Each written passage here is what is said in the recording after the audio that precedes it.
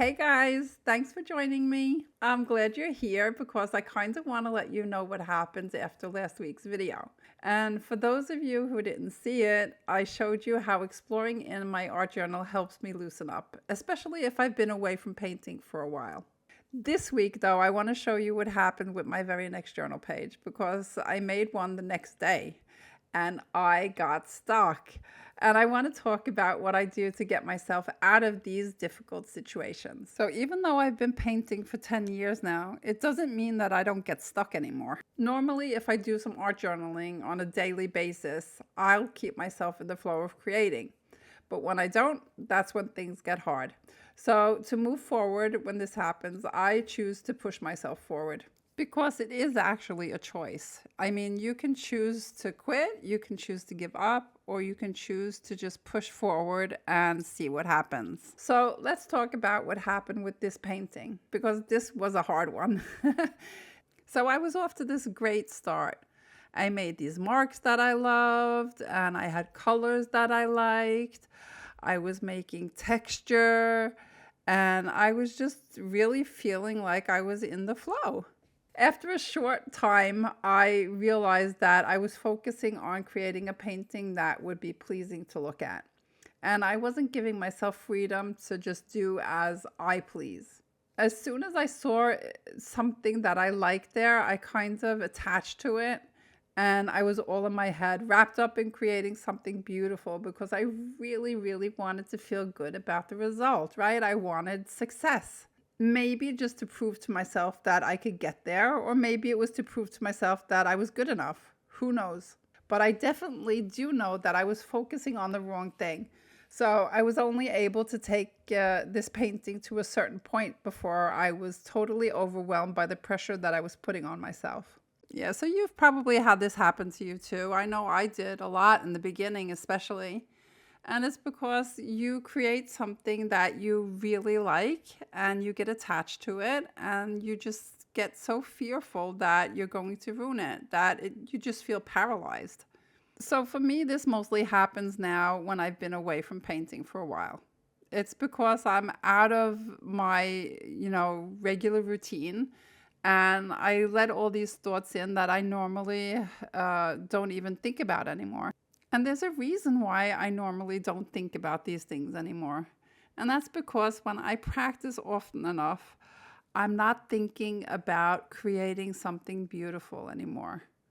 I'm thinking about what would happen if I do this. I'm trying to be creative. I'm more interested in exploring than I am looking for the result. The result is just a product of the exploration.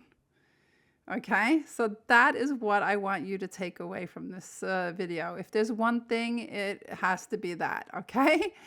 So that's why I did what I always do when I try to break free from that train of thought.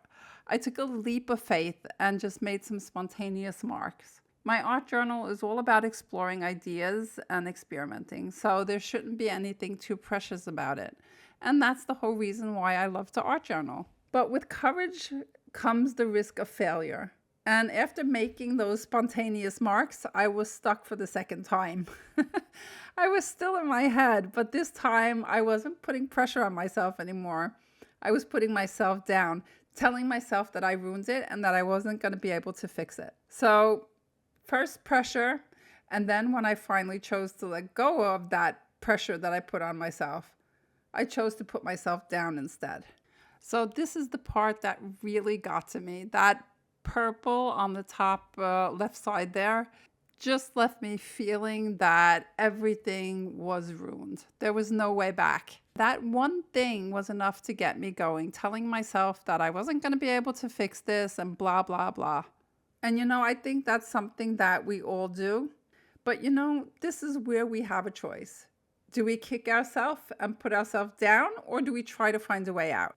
I think the best way is just to try and find a way out. So it doesn't mean that I'll succeed in creating an awesome painting every time, but it does mean that I will always learn something valuable, if not about the painting, then about myself. So no matter how the painting goes, I am going to learn that I'm capable of working through on certain situations, and that failing isn't a negative thing. Failing is actually just me learning. So what is so important to understand is that when you feel stuck, you need to just keep going. Just do something. It really doesn't matter what. And it really doesn't matter if you, I want to say, succeed or not. It doesn't matter if you make a good painting or not. Success isn't about the finished painting.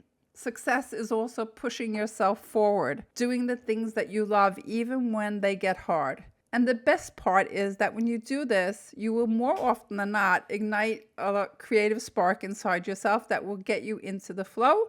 And that flow will keep you working. And in the end, you will succeed. So there is different definitions of success, right?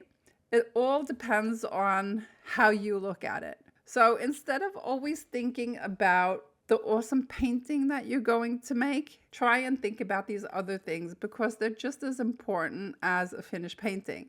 And they're actually what is going to get you there in the end. Okay, I hope this was helpful. And if you're interested in learning more, feel free to sign up for my upcoming free masterclass that I'll be hosting mid-January 2025.